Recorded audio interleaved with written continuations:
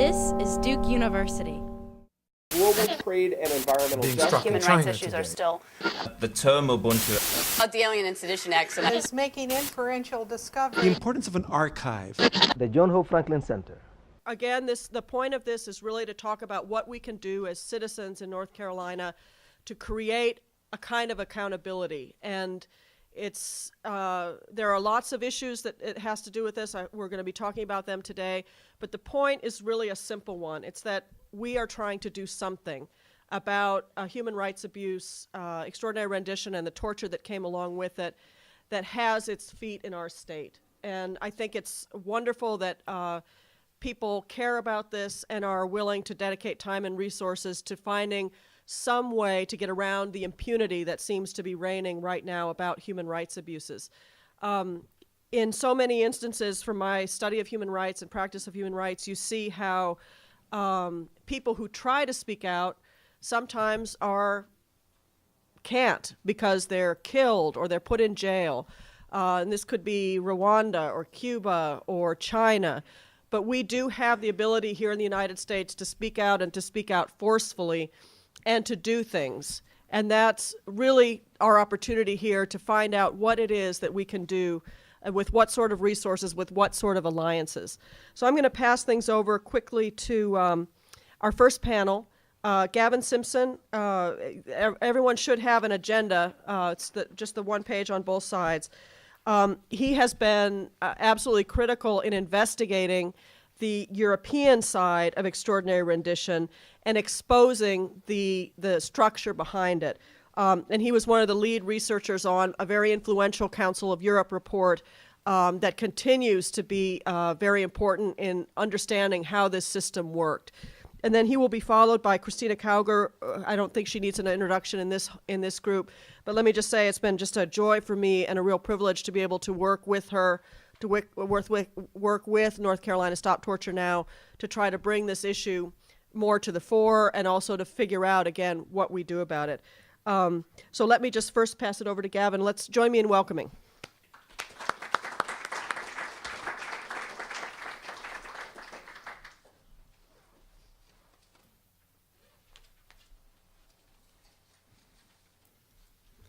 Good morning, ladies and gentlemen. Thank you very much to Robin Kirk for the kind introduction.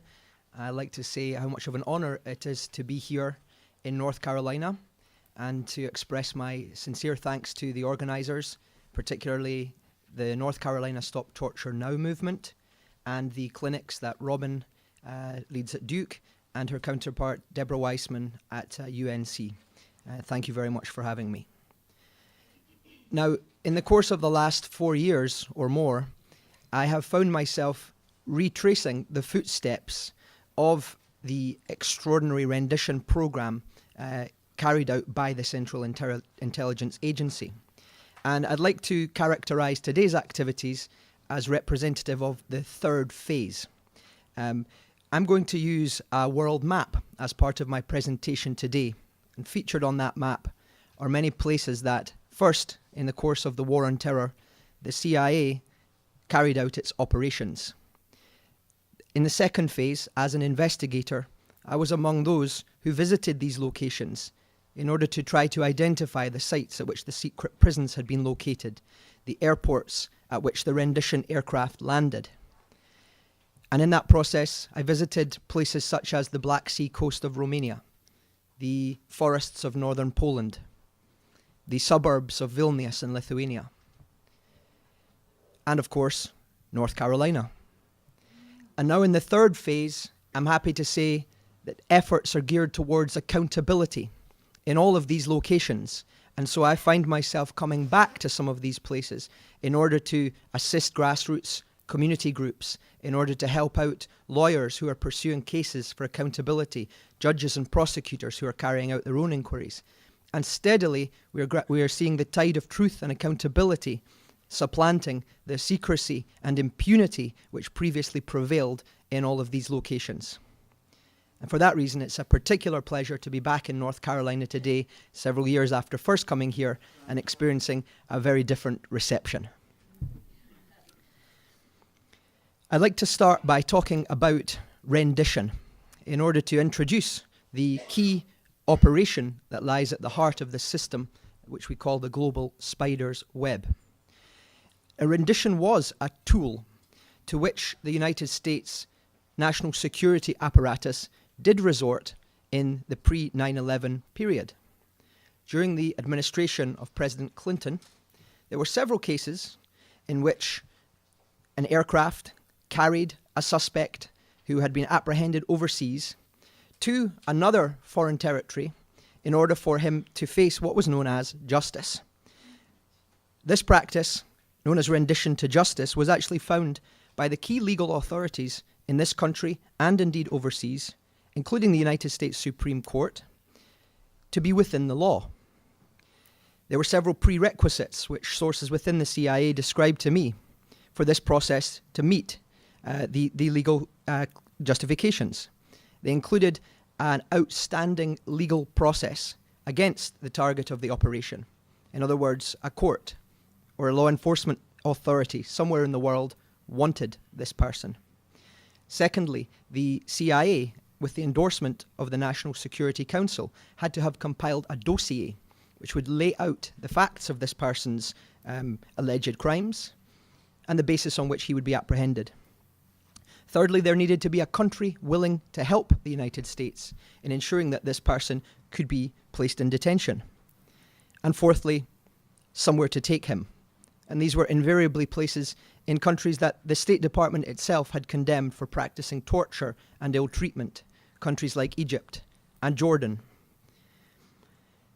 My CIA sources told me that interrogations were in fact a minor concern before 9/11. The agency had no intention of talking to these people. The key objective was to get them off the streets. The CIA Inspector General, who conducted an investigation in 2004, looked at the program that was created after 9/11, and he himself identified the key operational change. He said that no longer was getting them off the streets enough. On the contrary, the mark of the success of terrorist apprehensions, the renditions which supported them, would now be the intelligence that the agency was able to procure from them. And hence, the CIA had to overhaul its entire operational structure in order to bring terrorists not to justice, but rather to its dominion, where it could then subject them to detention in secret, enhanced interrogation, and ultimately procure intelligence from them which it believed would advance its war on terror. These operations were carried out largely by special units within the Counterterrorism Center of the CIA. And the reasons for transformation were both political and operational. The political imperatives may be very clear to all of you. In the United States, the atmosphere after the attacks of 9/11, the terrible atrocities committed in New York and in Washington, led to an imperative for the Bush administration to what it described as show the American people victories. It needed to demonstrate that it was capable of holding high-profile Al-Qaeda and Taliban suspects, and it would present them as such, even in cases where, as we heard from Scott Horton last night, many of these people were in fact nobodies. But on the operational side, the key change was the mandate given to the Central Intelligence Agency, the CIA, to administer its own detention facilities, to carry out interrogation of suspects held in its custody according to new protocols, new interpretations of the law. In short, the United States system of rendition no longer sent suspects to justice. Instead, it led to their being disappeared, and for the high-level suspects at least, being held in secret sites known as black sites, where they could become entrapped for several years, up to 4 or 5 years at a time, in what we have termed the global spider's web. Investigating this system from the European perspective became the task of the Council of Europe. It's the largest political organization and the oldest political organization on the continent, and it uses as its reference point the European Convention on Human Rights. According to our understanding from media reports in November of 2005, several Eastern European democracies had been the locations in which CIA black sites had been located. That sparked an investigation led by a Swiss senator by the name of Dick Marty, for whom I had the privilege of working for the following 2 years of his inquiry. We published 2 reports, both available online, in 2006 and in 2007.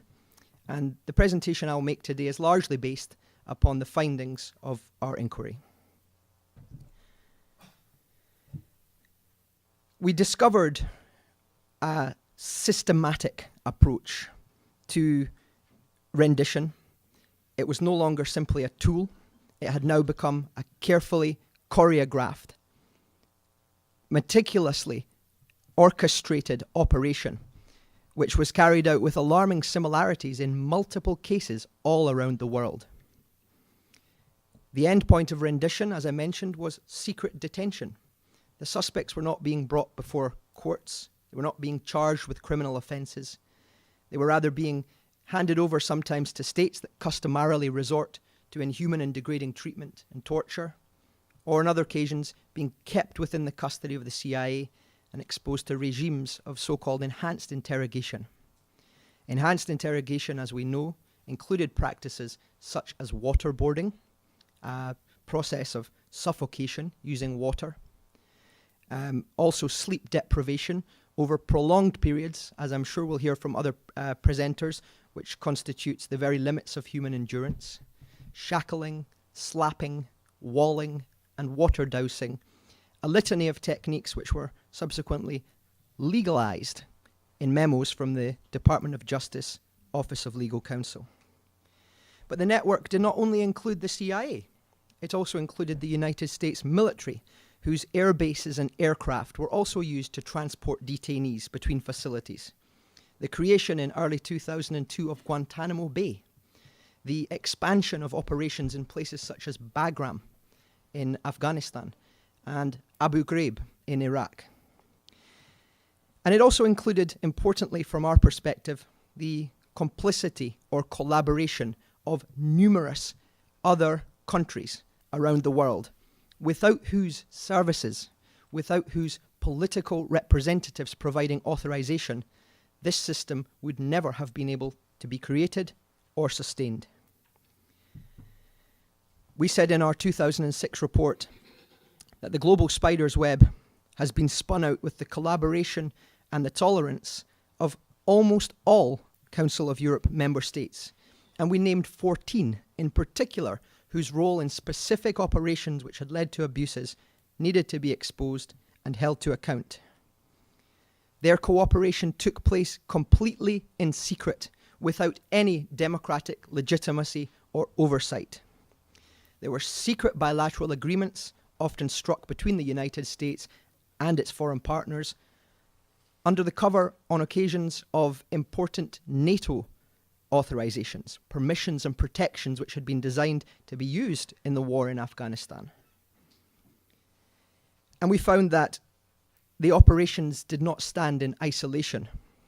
Rather, the alarming similarities between them, on occasions chilling details which were replicated again and again in cases as far afield as Sweden on the one hand, Albania and Bosnia on the other hand, as far west as Germany, as far east as Lithuania, spoke of a systematic practice, one which, when woven together, would encompass almost the entire scope of Europe and indeed the world.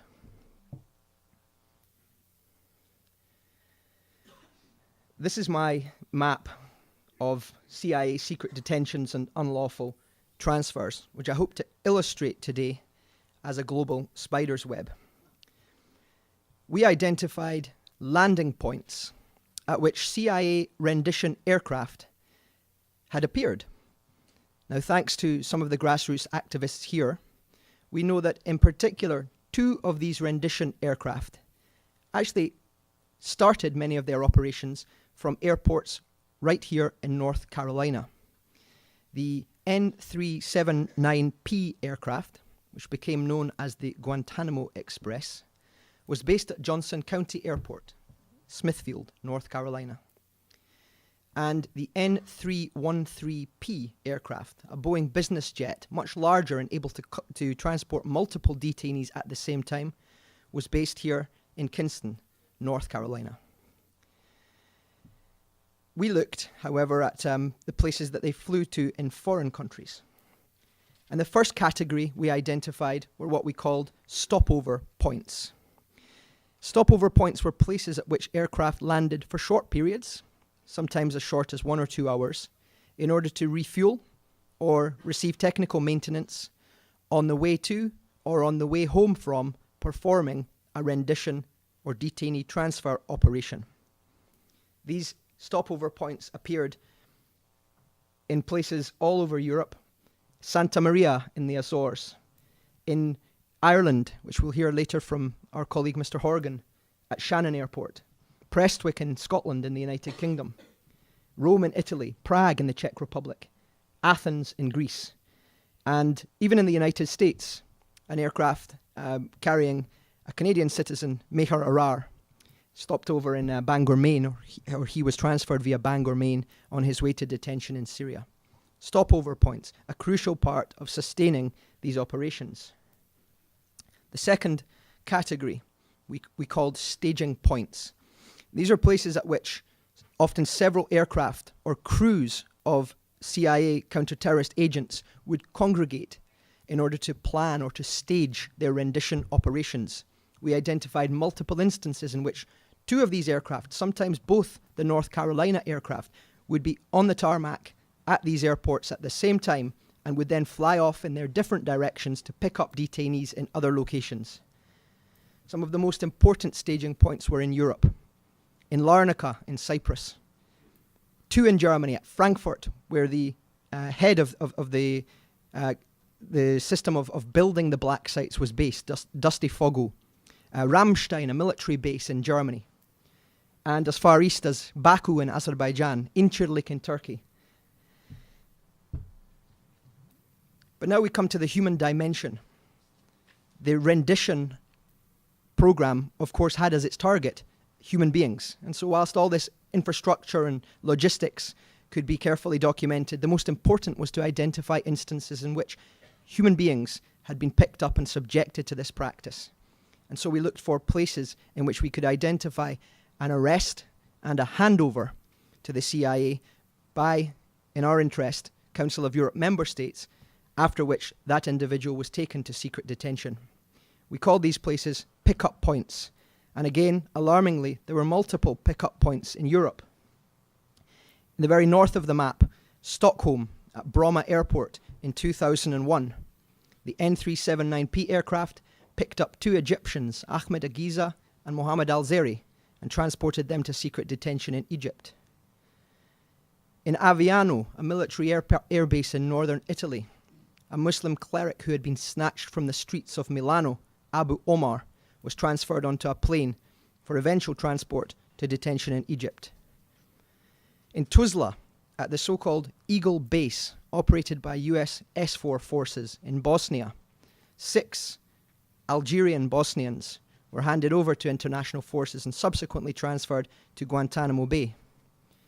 Skopje in Macedonia, a case well known to the international human rights community of Khalid El-Masri, a German citizen vacationing in Macedonia, who was arrested by intelligence services in Macedonia and handed over to the CIA at Skopje Airport in January of 2004.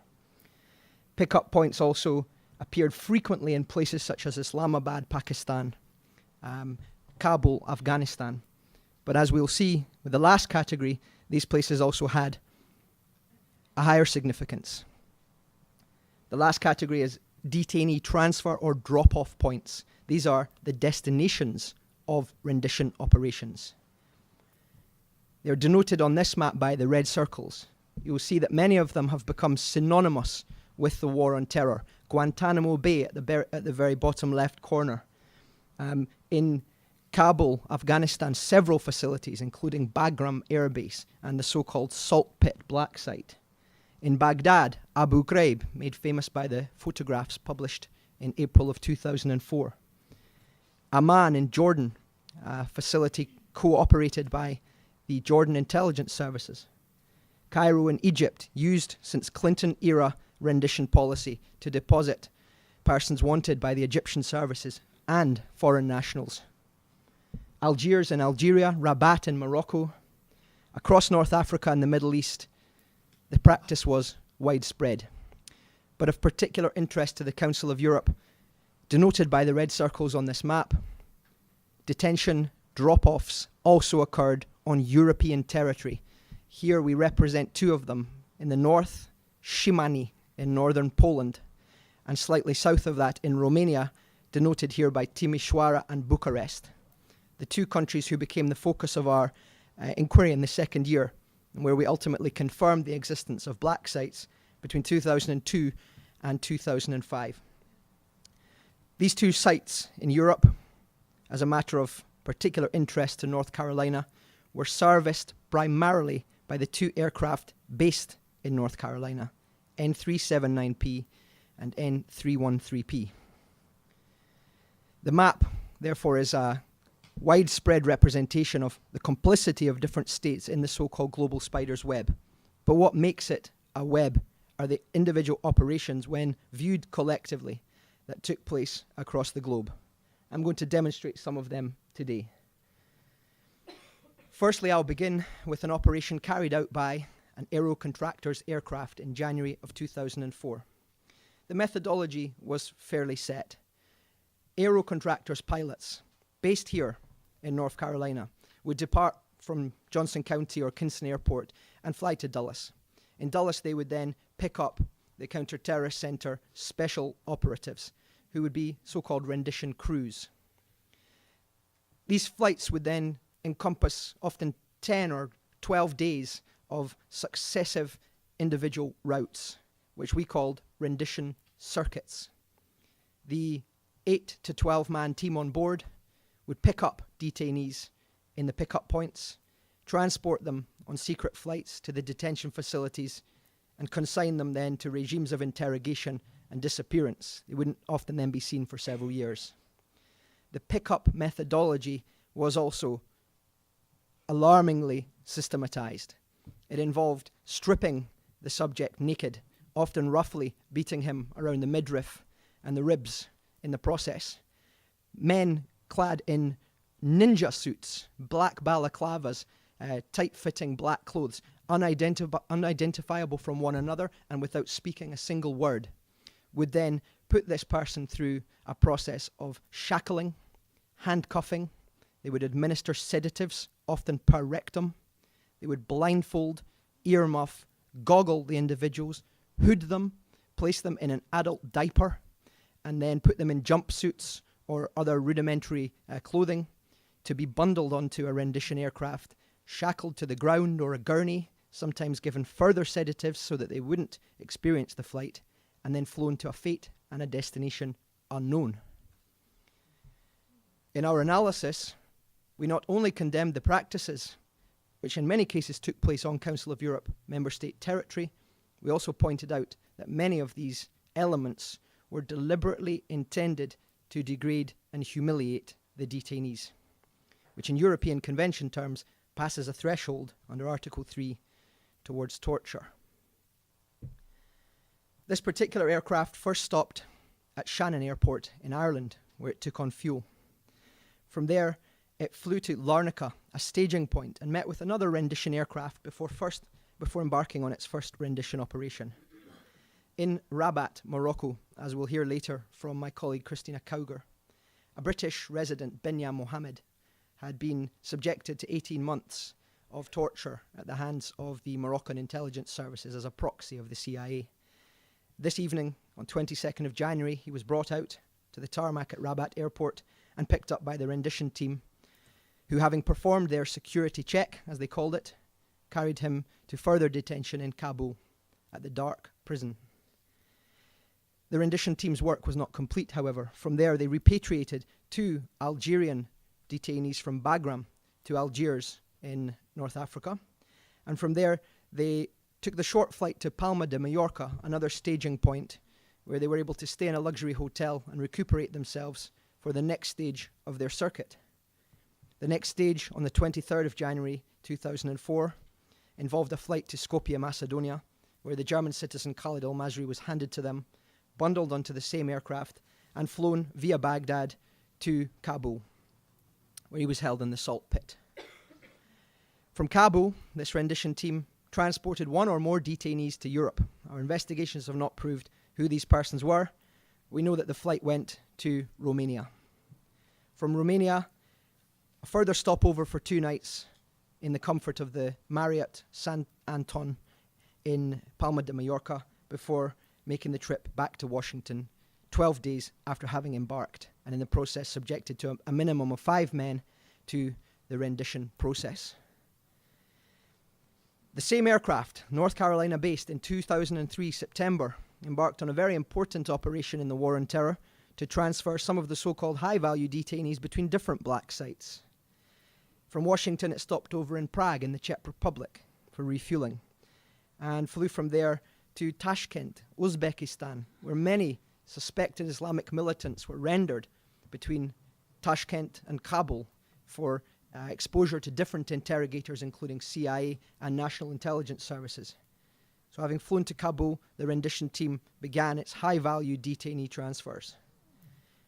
We believe the first flight went to Szymanny, northern Poland, the so-called most important of the detention facilities in Europe, denied to the present day by the Polish government.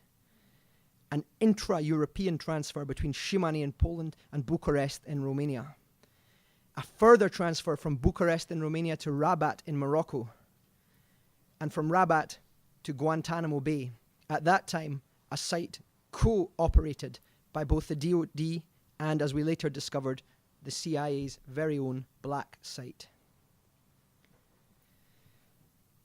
To demonstrate how the methodology developed, I'll show you also a classic style rendition operation, almost according to the pre-9/11 methodology.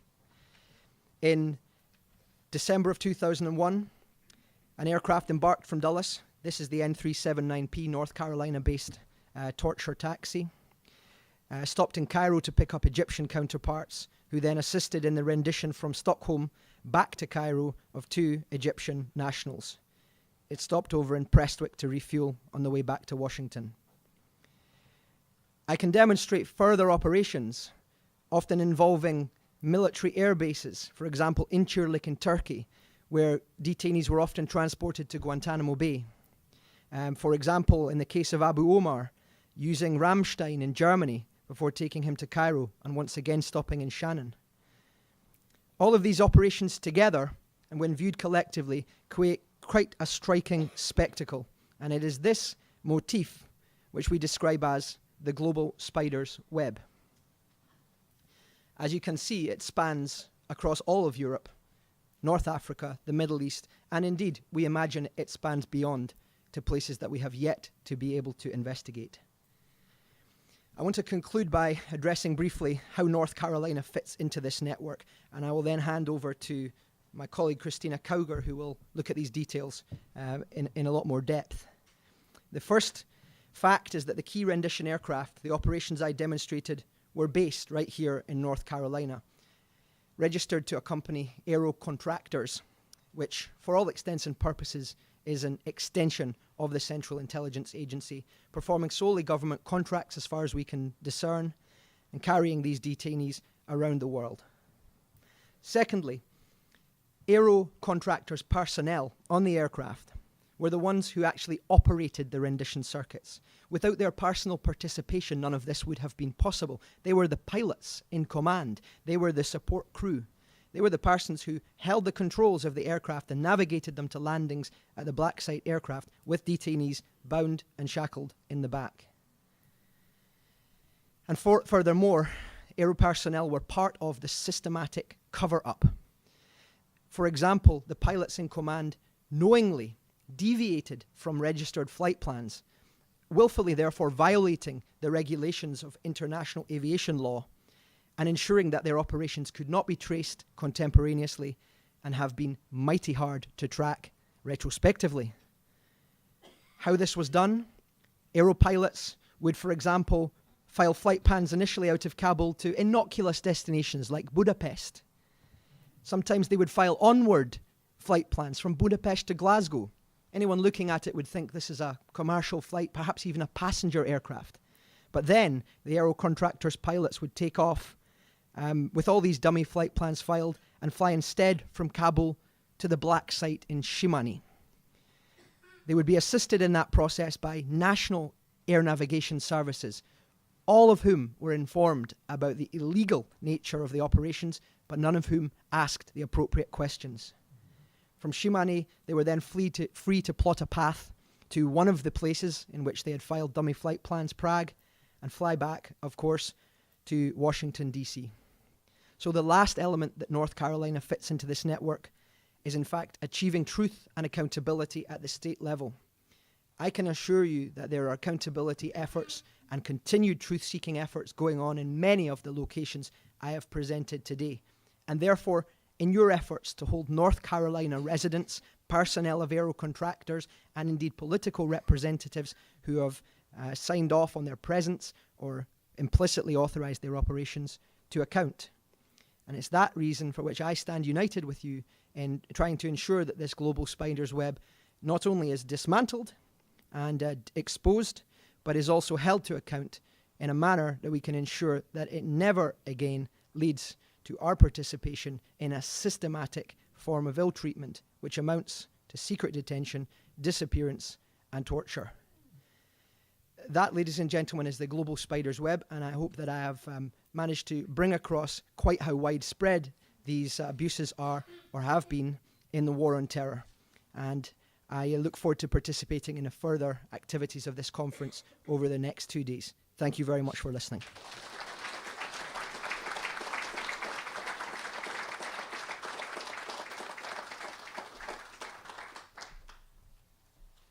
Thank you very much, Gavin. That was truly an outstanding presentation, made things very clear.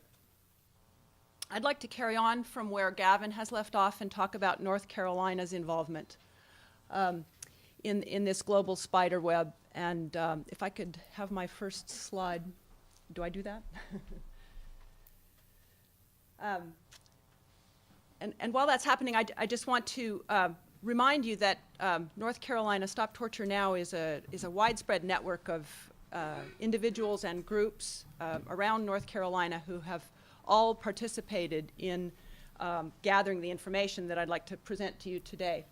I want to talk about the support that North Carolina has given to the Extraordinary Rendition Program, the anti-torture struggle here in our state, and then what has been the response of North Carolina officials.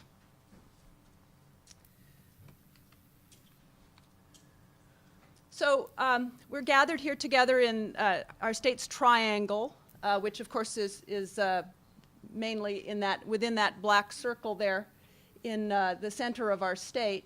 And to look a little more closely at where we are, we're here in Durham, and about equidistant on the other side of Raleigh is Smithfield, where Aero Contractors is headquartered at the Johnston County Airport. Probably located there by no accident, but rather in part because of its proximity to Fayetteville, where Fort Bragg is headquartered. And then Kinston, which Gavin has mentioned as the location for basing the Boeing business jet of Aero Contractors, is about an hour and a half southeast of Raleigh. So it's all within a fairly close space here. Aero Contractors is headquartered here at the Johnston County Airport, a site familiar to many in this room, the big blue hangar on the other side of the privacy fence being erected after protests started to occur there and not before. So security was actually initially fairly light. You can see one of their hangars over here, and this is their offices. They were founded in 1980 in the wake of the dismantling of Air America, which was the CIA airline that participated heavily in the Indochina wars, but got too hot to handle because of congressional scrutiny, was shut down. The CIA needed a substitute for Air America, and so a pilot for the CIA who had flown many, many missions in Southeast Asia, was a crack pilot named Jim Ryan, had connections here in North Carolina, and so that made it convenient for the CIA to found this new airline using Jim Ryan as its founder. Widely respected in the pilot community, lots of ex-military, military pilots in this area, a good place to recruit pilots and staff. About 80 employees toward the start of the Bush War on Terror, now up to about 130 employees. The N-379P aircraft that Gavin mentioned, the so-called Guantanamo Express, also works nicely at the Johnston County Airport, which is very small. Sorry about the blurry photo. It's hard to get good aerial photos of this airport. This is the offices, some other hangars, and then Aero Contractors is back here in the back in a sort of secluded wooded area. It's a single runway airport, very small, and there's no tower, so there's no scrutiny provided by a control tower, and that was, of course, probably another criterion for choosing this airport. It is a county facility. It's a public county airport. Now, the N-313P Boeing business jet was too big. The runway would have been damaged. It was probably technically long enough at Smithfield, but they decided to build themselves a hangar at the global Transp Arc, a public-private consortium built by the state of North Carolina for economic development in the depressed eastern part of North Carolina. And so they did, in fact, build themselves that hangar with your tax dollars and house the business jet there. This is a front view of it at a protest action carried out in January of 2006.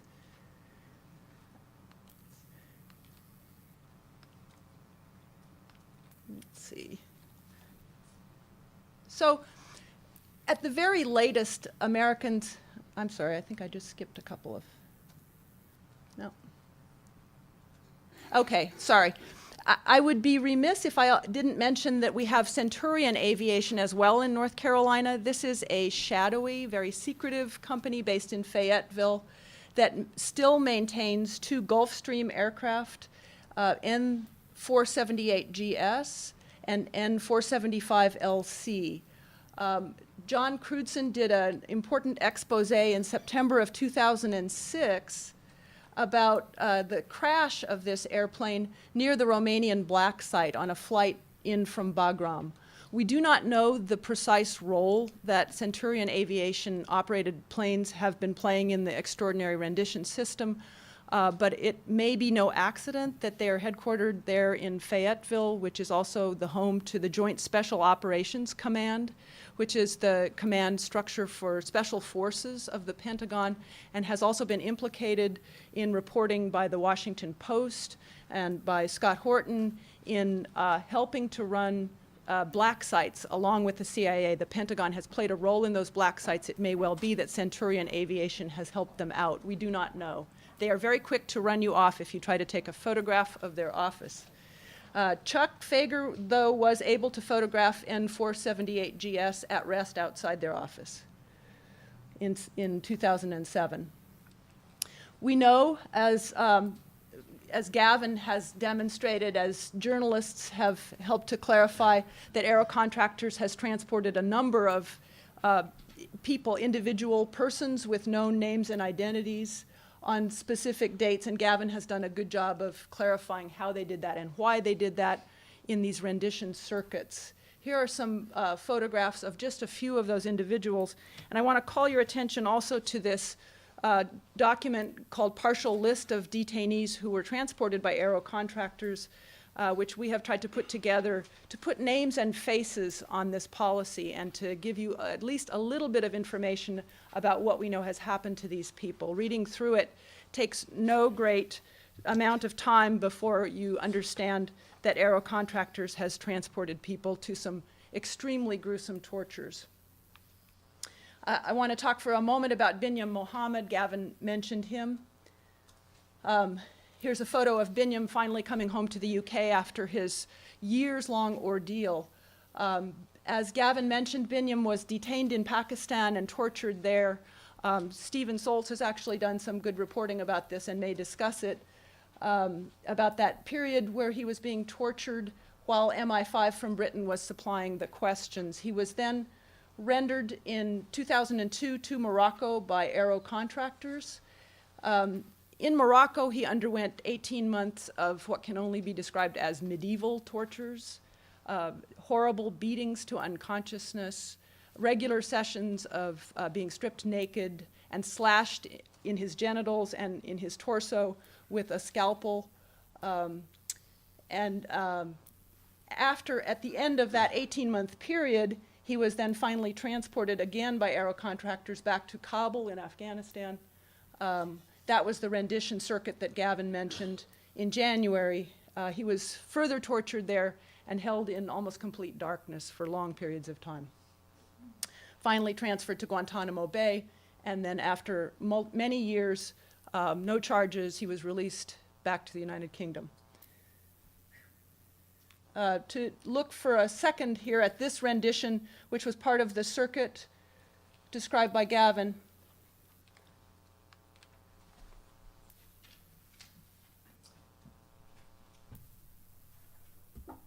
Let's see.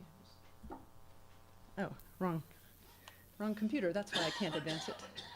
So the people who operated that circuit live and work in Johnston County. We don't have here photographs for you, but you can see that we have some of their aliases. Well, what Binyam described in one of the reports that Gavin prepared here for the Council of Europe, when he was being rendered back to Afghanistan, they did not talk to me. They cut off my clothes. There was a white female with glasses. She took the pictures, because always there was photography to document the naked condition of the detainee on the point of transfer. And in this case, they were particularly interested in doing that because he had been mutilated over a long period of time. One of them held my penis, and she took digital pictures. When she saw the injuries I had, she gasped. She said, "Oh my God, look at that." And Binyam, mistakenly as it turns out, thought, here is finally a person who sympathizes with what's happening to me. It appears, according to information gathered by Reprieve, the respected UK human rights organization, that this woman is actually a licensed airplane mechanic who is an employee for Aero Contractors and continues to work for them and live in Johnston County. Her home can be found. So this raises interesting questions. This woman is an airplane mechanic, yet she's performing tasks for the CIA. They clearly go well outside the scope of what most airplane mechanics are called upon to do. So what else was Aero Contractors doing for the CIA besides flying the airplanes and providing the crew and the planes, the pilots? Also, it demonstrates that at the very latest in January of 2004, Aero Contractors knew exactly what was happening to the people who were shackled in the back of their planes. They could certainly not, after that point, claim that they had no idea that these people were being tortured. This is the manifest of that crew on that Aero Contractors flight N313P after they had rendered Binyam back to Afghanistan and were sojourning in Palma de Mallorca. And we believe that that is her. These people kept something like their real first name and took different last names. And this is information obtained through investigations in Europe.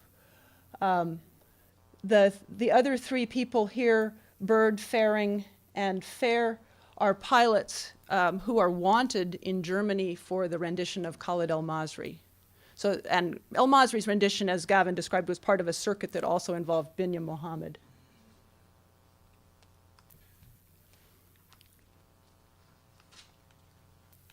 Their real names are available on the web. SourceWatch CIA pilots, if you Google it, will get you their first names.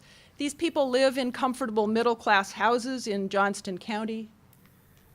and they can be encountered outside their houses.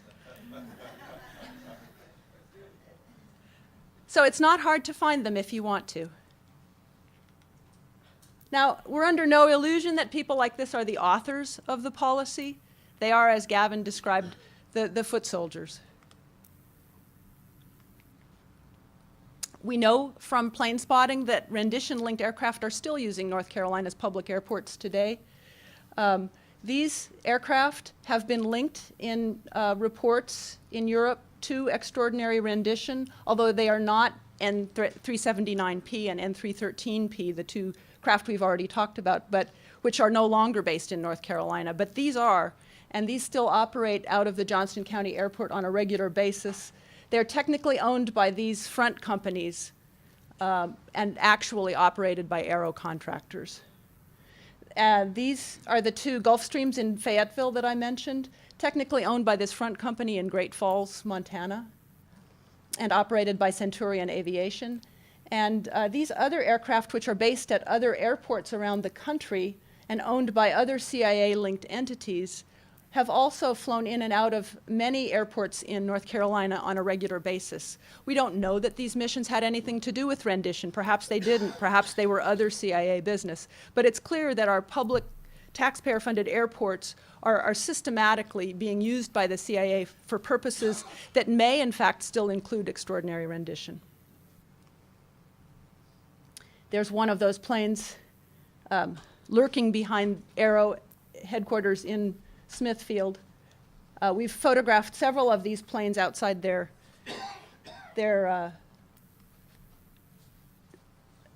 hangars, and in fact, Andrew, who is here from St. Louis, photographed this airplane there at night. Now, at the very latest, everybody should have thought something was amiss when this May 2005 report was published in the New York Times, CIA Expanding Terror Battle.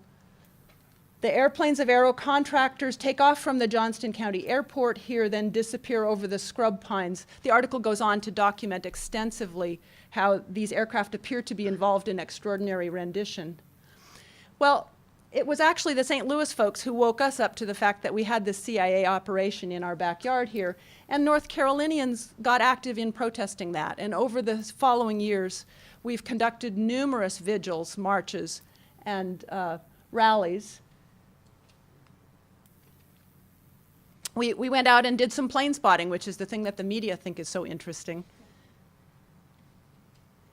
We did nonviolent civil disobedience in November of 2005. 14 people were arrested for attempting to deliver a petition to Aero Contractors.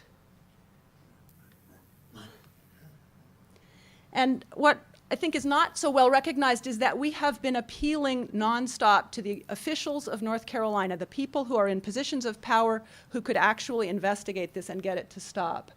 In 2006, a delegation met with then Governor Mike Easley's chief of staff, and his legal advisor after that informed us that the governor intended to do nothing about this problem because President Bush and the two Republican senators from North Carolina had assured them that the United States does not torture. We met with the Global Transp Arc Authority in Kinston, where the Boeing was housed. The vice chair, Gene Conti, very sympathetic, met with him after that, met first with their board, and then with him individually and his executive director, and her concern was that we would cost jobs to the depressed area around Kinston. No action resulted from those meetings.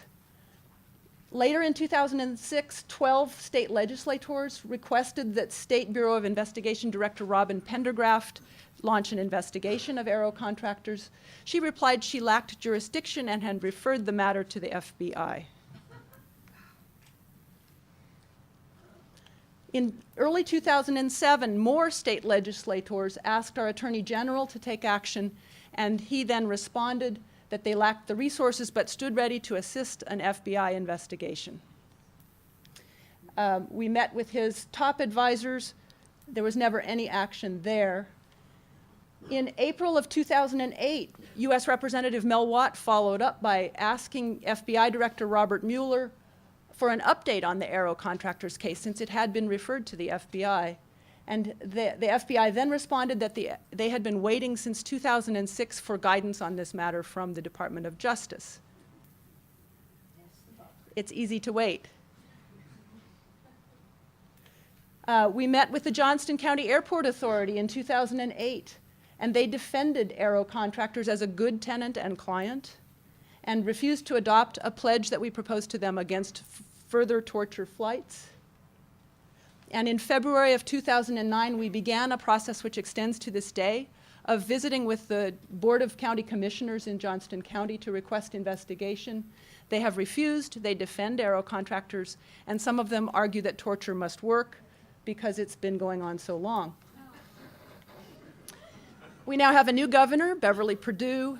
In July of 2009, a delegation met with her and her policy advisor, rather, and he indicated that torture accountability would not be one of Governor Perdue's priorities, which promise they have kept.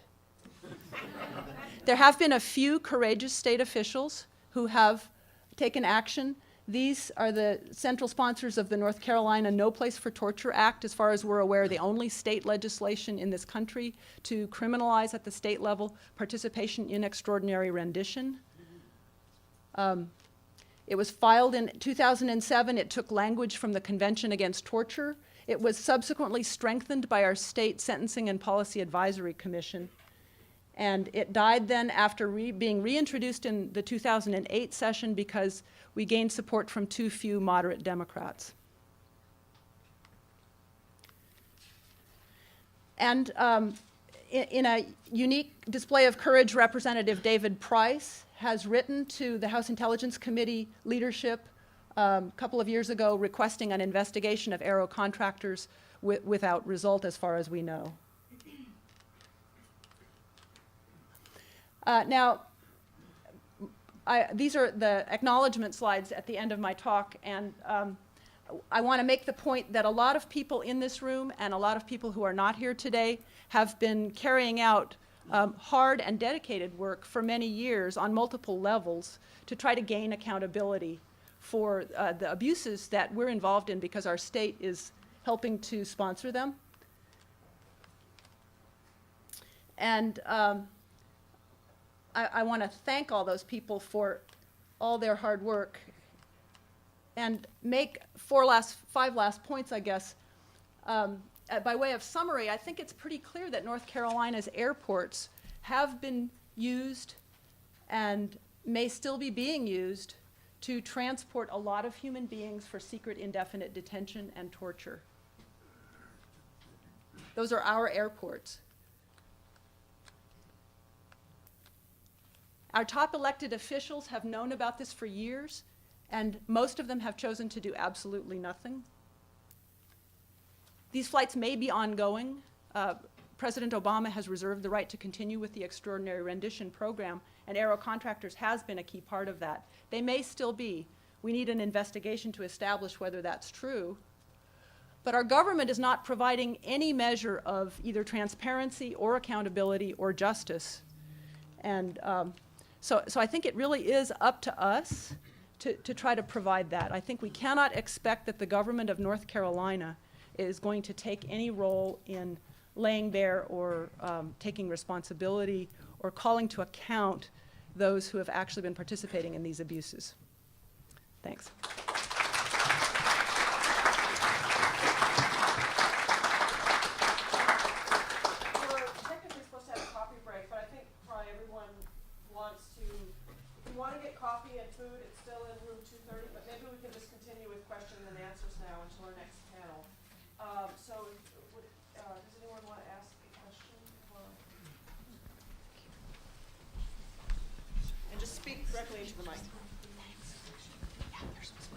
I'd like to ask a question that has to do with what was said last night by Scott Horton and what was said today by both of you. Scott Horton indicated that currently under the Obama administration, things have gone back to the way they were under Clinton, which is that people are still being picked up and rendered, but quote unquote to justice. And what you said this morning, Gavin, indicated that that may not be the case, which is what we suspect. So could you address that a little bit, maybe clarify what you know?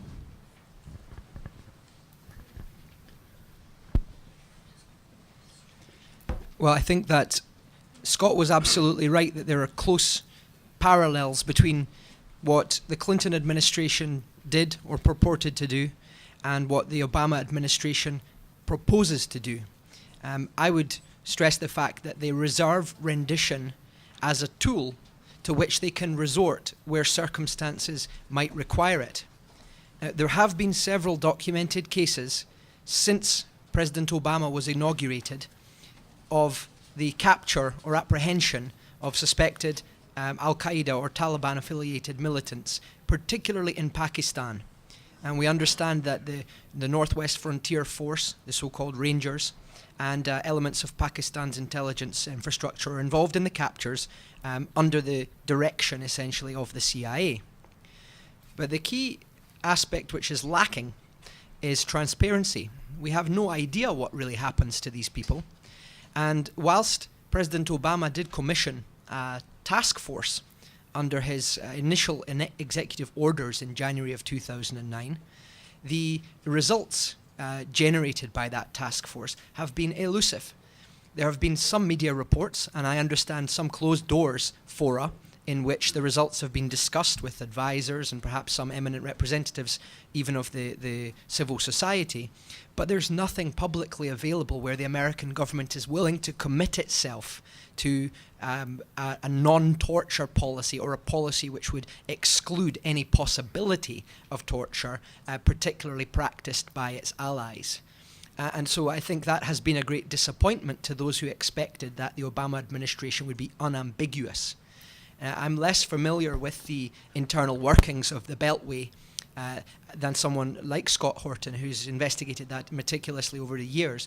But certainly, if I were to apply European human rights standards or standards of democratic accountability, we're looking at a situation here which doesn't quite comply with the kind of rigor and the fullness and the thoroughness of the transparency and accounting that would be necessary for human rights compliance.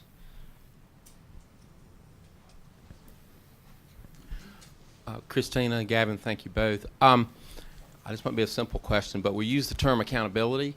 Could y'all spend a few minutes, like defining what that is? Where along the process of ending torture is accountability? At what point have we enough accountability, and what's after accountability? I assume it's a step toward ending it. Well, just speaking as a North Carolinian, and obviously accountability is a big term that takes into account both legal and moral aspects, I would say. I think one of the key forms of accountability that we need is honesty on the part of our state government about the track record of supplying public infrastructure for the extraordinary rendition program. Transparency to me is a form of accountability, and taking responsibility for what has gone wrong is a part of that. So there's the honesty, there's the taking responsibility, neither of which any state officials have ever done. And then I think there are all the legal aspects, which we need to talk more about as today goes on. But we're a long way from being able to exercise the kind of pressure or power that would be required for legal accountability. Gavin, did you want to talk about that? Well, I would say that the very fact that the Obama administration's rendition policy remains a question of ambiguity and lack of transparency is itself testament to the fact that there has not yet been enough accountability. A key objective in trying to counter human rights abuses would be, first of all, to ensure that ongoing human rights abuses are stopped, and then to ensure that we learn the lessons of the past and make sure that never again can these kinds of abuses blight our common human rights culture. And that never again mentality has not yet been reached. There are still proponents of enhanced interrogation or torture. There are still persons who are quite willing to countenance the CIA's black operations operating in secret and without any form of oversight or scrutiny. The other aspect of accountability which I would highlight is the accountability towards the persons who have been wrongfully victimized by these practices. Several of those whose pictures Christina displayed today were never even suspected, let alone charged with, any involvement in crime or terrorist activity, and most of them have in fact now been released. But they're not free from their ordeal. On the contrary, they live in a complete uncertainty, paranoia. Many of them are subject to severe psychosocial problems, and not one of them has received an acknowledgement, let alone an apology, far less reparation for what they have undergone. And to put it lightly, which I'm sure other participants will describe later, their lives have been destroyed. And nobody is willing to stand to account for those individuals' plight. And that is a terrible indictment of our respect commonly for human rights and humanity. Yeah, Betsy. Oh, I'm sorry. I'm sorry. Yes, you very clearly documented the involvement of those two aircraft in this web, but it was also mentioned that those two aircraft are no longer operating out of North Carolina. So I was wondering, as an initial matter, if there's anything known about why those two aircraft no longer are operating out of North Carolina. And secondarily, I'd like to know what, if anything, is currently known about the actual involvement of specific aircraft that are being operated out of North Carolina as part of these itineraries that were documented earlier. Do you want to talk about it, or do you want me to? You should go for it. Okay. I can only speculate why those aircraft were moved out of North Carolina, because of course nobody said anything publicly about them being here in the first place. I believe that their identities, their tail numbers, were becoming known to people like Gavin Simpson, and they were becoming hot. So they did re-register both of them during the period of these really intensive rendition circuits. They gave them new tail numbers. But, you know, it's like changing the license plate on a stolen car. At a certain point, the car itself is just too hot and you have to get rid of it. Do we know what the planes whose tail numbers I mentioned as still flying in and out of the Johnston County Airport are doing? No, we don't. We know that they fly overseas on a regular basis because they go to Bangor and then they disappear from FAA flight logs. What are they doing overseas, we can't say. There's one element of that question which I would just briefly address. Upon having been exposed, most of the aircraft were in fact withdrawn from their operations. And an element which we haven't talked about, which is equally important, is that invariably then the government sought to outsource the logistics of the rendition and secret detention program to private contractors. And what we saw emerging in the latter years of the rendition and secret detention program was a whole fleet of aircraft owned privately, planned privately, operated privately, at the response of CIA requests on an as-needed basis. And this was in fact characteristic of the Bush administration's efforts to evade accountability. You'll note that none of the detention sites was actually on United States territory. None of the persons subjected to these operations were United States citizens. In fact, it was an effort to export to foreign countries or to outsource to contractors activities and policies which they were not prepared to have subject to scrutiny of the United States courts and the United States legal system. And so the evasion in itself speaks to the problems of accountability which we have then tried to chip away at ever since.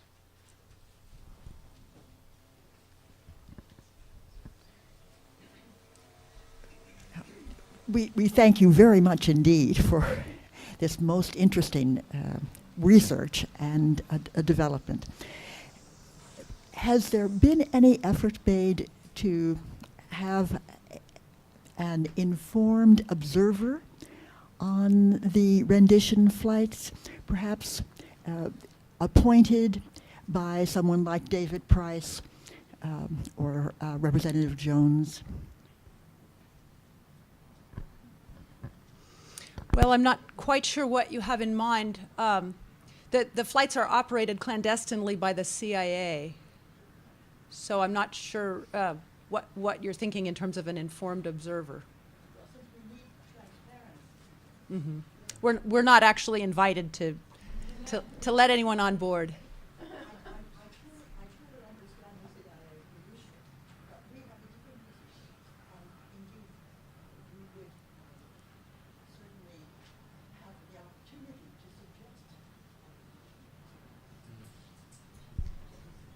While, of course, it's not possible for there to be a completely independent oversight in clandestine operations, there were those involved in these operations whose professional ethics ought to have dictated that they raised objections and, in fact, acted to stop.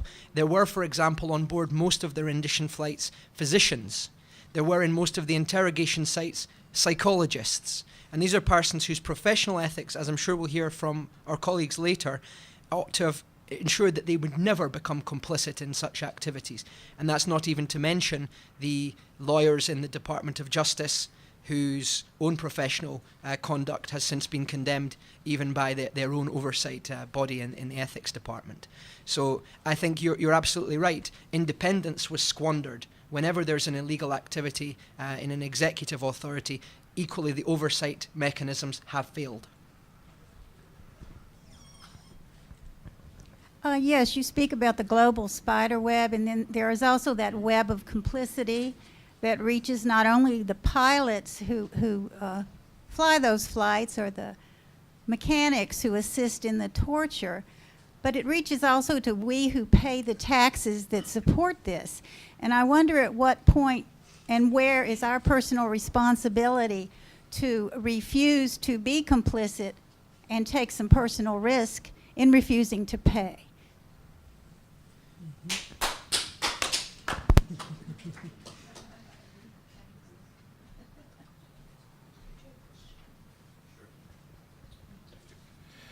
Gavin, in the spider web that you've filled it in, I wonder if you can give us any hints or guesses about these planes from Centurion and Fayetteville.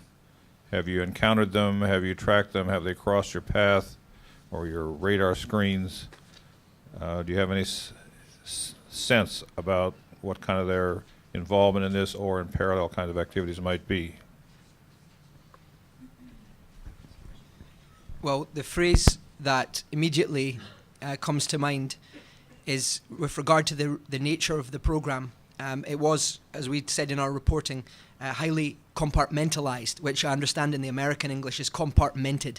It meant that there were very specific roles performed by the very specific units on a strictly need-to-know basis.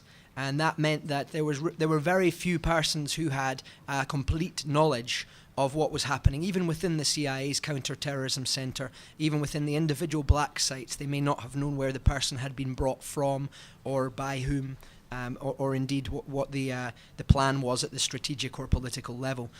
The planes which I have tracked primarily have been those on which detainees were transported, because our reference point has always been human rights, and therefore we had to have human beings as the focus of our inquiry to determine what their fate had been. But we understand that there was an extensive additional infrastructure of persons who, for example, delivered interrogators, delivered security guards, delivered some of those who built the sites to the locations. After all, they were, after a period, custom built with materials transported in from Frankfurt and elsewhere. And so I imagine that Centurion was bringing in what you might call muscle to help in those physical operations, perhaps transporting materials, all acting in what I call the servicing of the secret detention programs. But I cannot provide specific examples at this stage. I think we have time for one more question. And then I just wanted to make a quick announcement. We do have a reception, if you can stay all day, a reception starting at 5. So if you want to corral people, then there will be time. To bring all this together is an amazing feat of investigative research, and I congratulate you. I think the question that's been high up in my mind is the one that you started to address at the end, Christina, which was, is it happening now? And my understanding is that this kind of research necessarily is post facto by quite a space of time. It may take years to pull all this evidence together to prove that something happened in 2006 or 2007. So part of my question is, how long is that time lag? How close could we come to determining if it's happening in closer to real time? Because right now what we have is strong evidence and some proof that this happened back in those years. And we have, as Gavin just said, the Obama administration unwilling to say it will not happen, we will not do it ever again. That leaves that gap of, well, it happened then and it may be happening now. So back to the question, how close can this investigative research come to real time so that we can say within the Obama administration this and that and the other has happened, and our demands then become that much more urgent? And Well, I think Gavin will address the research part of it. I think in terms of how we've been viewing it at the state level, our demand has been that Aero Contractors be investigated and shut down. And part of that is in recognition of the fact that all of these documented abuses have occurred, so clearly there's grounds for investigating them and shutting them down right there. And then none of our elected officials are willing to reassure us that they're no longer flying extraordinary rendition missions now.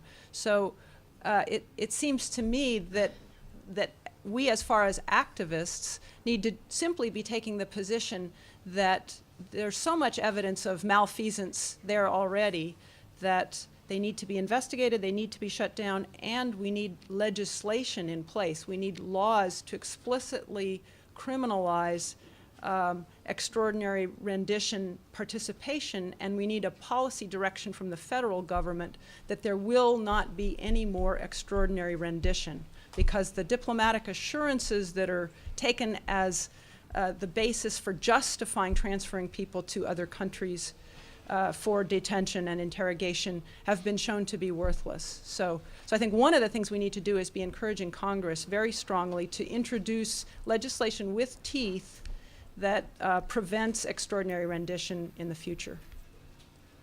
Unfortunately, that's all the time we have. Excuse me, I just need a definition. I've never been a protester on this continent, so I don't know what rendition means. Okay. It's the process that Gavin described in his talk, extraordinary rendition. Okay, taking detainees overseas to human rights abusing regimes where they are held and interrogated, often using torture, or to CIA black sites where they are directly held and interrogated by the CIA. Outside the formal legal process. Outside of the law is the key. We're going to have to break. We're going to do a quick switch of panels. Thank you to our panelists.